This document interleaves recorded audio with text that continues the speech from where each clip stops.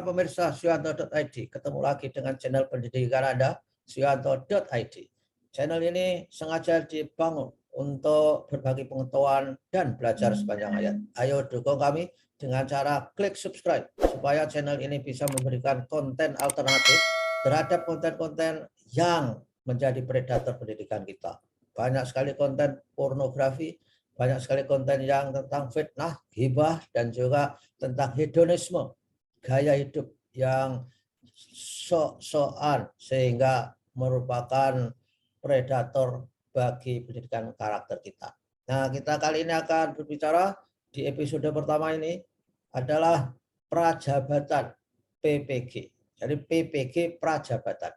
Narasumber kita adalah Dr. Romi Siswanto. Dan jangan lupa ikuti kita sapa dulu narasumber kita. Assalamualaikum warahmatullahi wabarakatuh, Dr. Siswanto. Waalaikumsalam warahmatullahi wabarakatuh. Prof Yanto, apa kabar? Sehat? Alhamdulillah baik. Dan saya ini berbicara dengan orang yang bertanggung jawab pada program PPG Prajabatan di Direktorat Jenderal GTK, Kementerian Pendidikan, Kebudayaan, dan Ristek. Nah, gimana Dr. Romi mengenai program PPG Prajabatan itu, supaya para mahasiswa kita memiliki informasi yang lebih jelas sehingga dia mendaftar untuk bidang-bidang sesuai dengan passion mereka. Dr. Romi.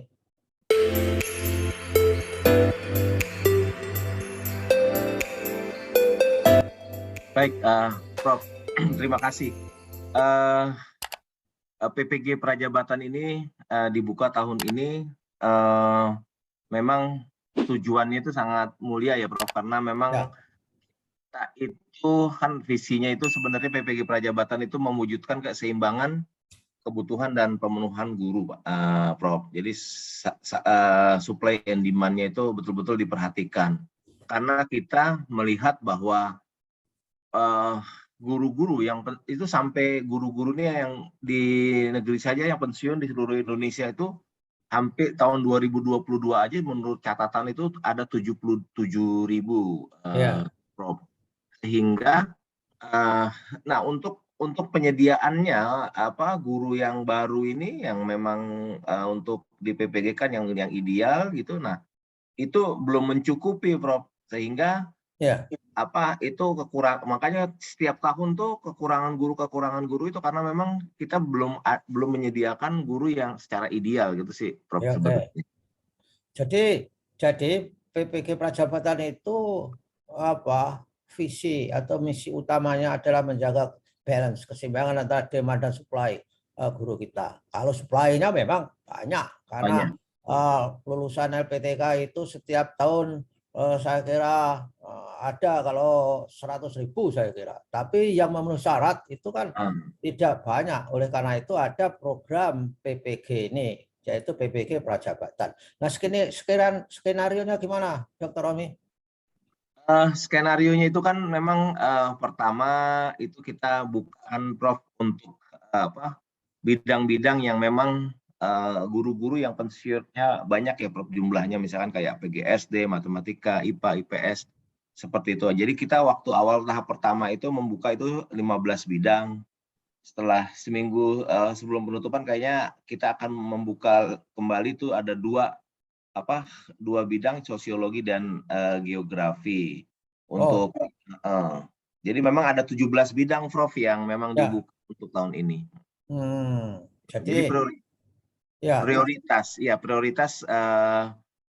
prioritas guru-guru yang pensiun di 17 bidang itu sih, Prof.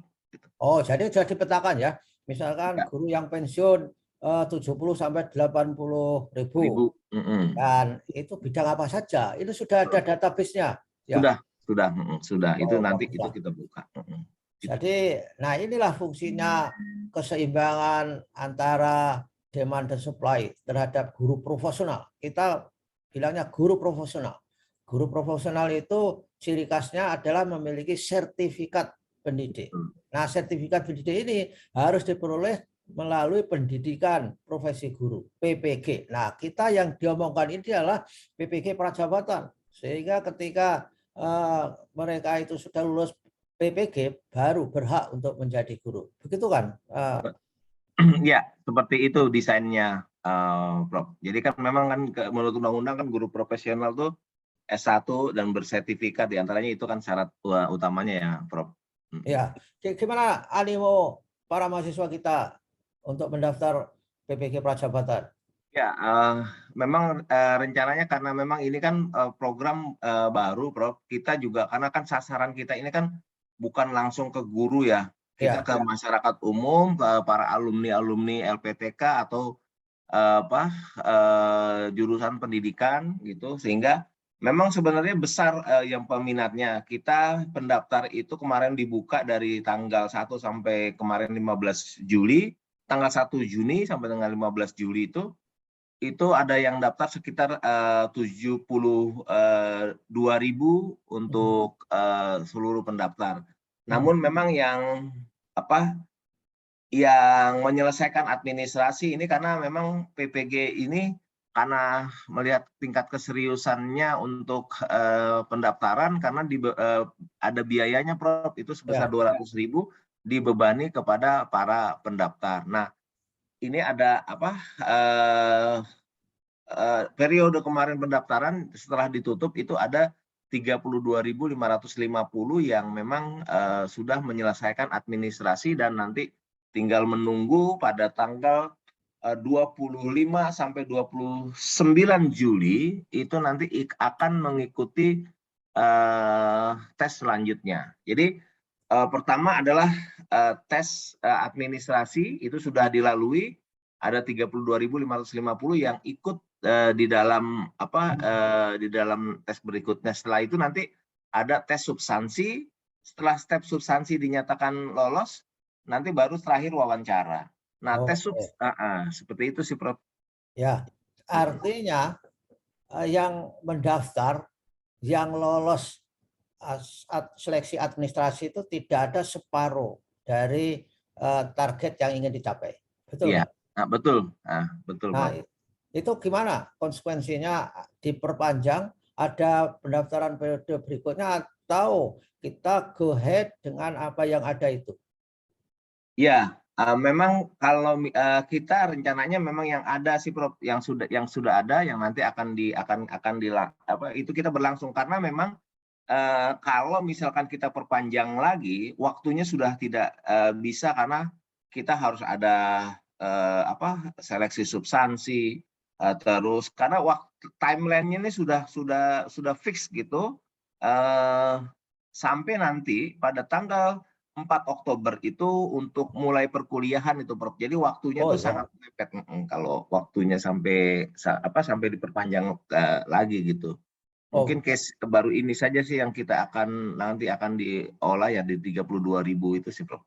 oke. Jadi akan ikut perkuliahan semester yang akan datang yang dimulai awal Oktober saya kira. Iya, Ya, awal Oktober, betul. awal Oktober. Dan itu tentu saja bekerja sama dengan LPTK ya, Dokter Ya, Romi? jadi memang rencananya kita bekerja sama dengan LPTK. Karena kan memang kapasitas LPTK itu kan dari LPTK penyelenggara yang memiliki izin prodi itu kan 78 LPTK ya, Prof. Nah, itu nanti kan tidak kan memang kapasitasnya 15.000 ya, Prof, setiap LPTK. nanti untuk memenuhi misalkan sampai 32.000 nanti bisa LPTK itu bisa bermitra dengan antar LPTK yang belum memiliki prodi atau dengan perguruan tinggi di daerahnya itu atau dengan bermitra dengan ormas-ormas penyelenggara pendidikan. Jadi untuk menutup untuk 40 sampai nanti mungkin 30.000 atau berapa gitu ya yang Ya. lolos gitu.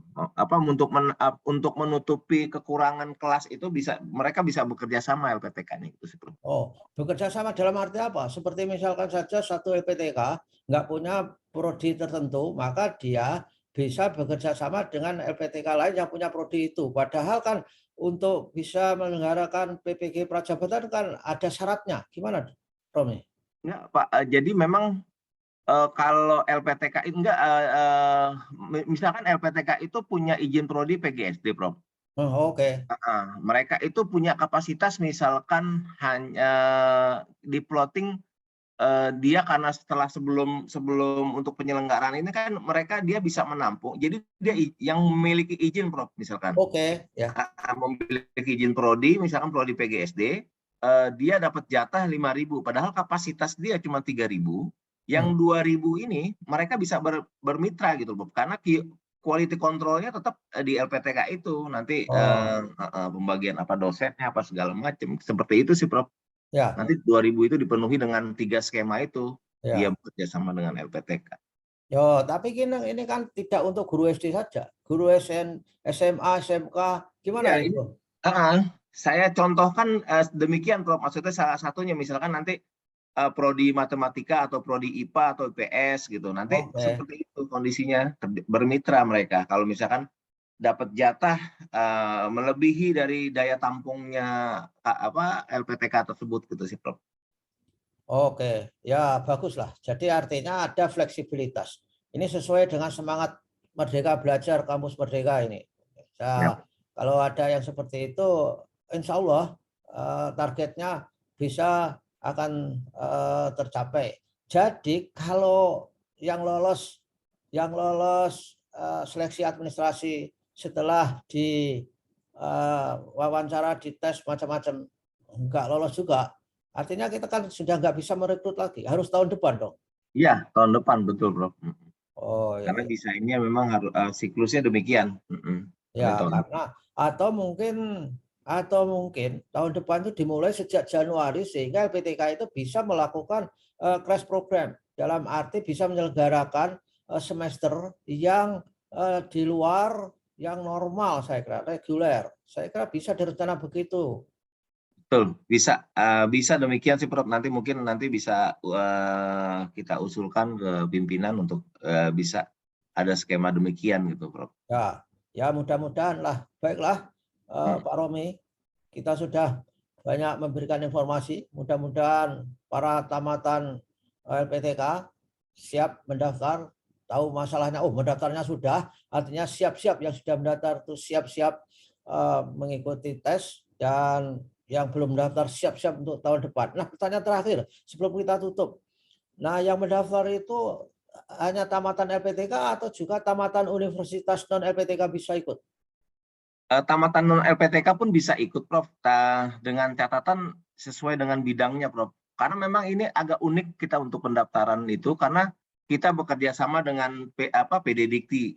Jadi kita tuh Hmm. tidak ada unggah-unggah dokumen, kita tuh tidak ada harus scan ijazah segala macam. Kita pokoknya dia ketik NIM itu dia berrelasi dengan database-nya yang ada di PD Dikti di Oh, kampus-kampus itu. Jadi nggak bisa sembarangan sih, Prof, untuk iya. para pendaftar gitu. Ya, ya, ya, ya, bagus. Artinya kita sudah link, sudah memiliki link dengan Dikti. Saya mirip-mirip dengan nomor induk kependudukan itu kan. Ketika kita Betul. ketik nomor induk itu kita sudah bisa tahu apakah kita sudah divaksin ketiga atau belum, misalnya. Betul Suatu ya, seperti ketika, itu. ya, Betul. suatu ketika sudah diketahui bayar pajak belum, itu akan terjadi. Nah, dari data itu, ini pertanyaan yang terakhir sekali. Dari data itu banyak nggak yang dari perguruan tinggi non LPTK yang ikut mendaftar? Belum diketahui ya? Eh, bisa sih diketahui, Prof. Banyak juga sih, Prof, yang pendaftar yang di luar dari non LPTK. Tapi lebih banyak dari LPTK, mungkin sekitar 10% dari non LPTK sih, Prof. Tapi belum kita Oh, mitigasi, belum ya, kita ya, filter ya. sih. Ya, itu pun saya kira kan juga terkait dengan dengan banyak hal. Apakah mereka punya passion menjadi guru? Yang Betul. kedua, apakah dia segera dapat pekerjaan atau Iya, tidak? Ya, itu. kalau tidak ya cobalah daftar PPG Prajabotan mungkin kita nggak tahu. Nah, Iya, dan mudah-mudahan program sampean bisa berjalan sukses dan amin. bisa benar-benar menyiapkan guru profesional sehingga pendidikan kita di masa depan menjadi baik.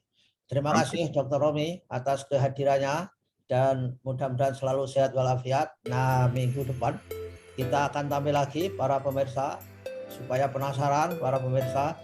Kita akan berbicara mengenai jenis tes seleksi yang akan diterapkan untuk menyaring para calon-calon peserta BPG Prajabatan. Itulah Dr. Romi, terima kasih sekali lagi. Wassalamualaikum warahmatullahi wabarakatuh. Terima kasih Prof. Waalaikumsalam warahmatullahi wabarakatuh. Oke, terima kasih.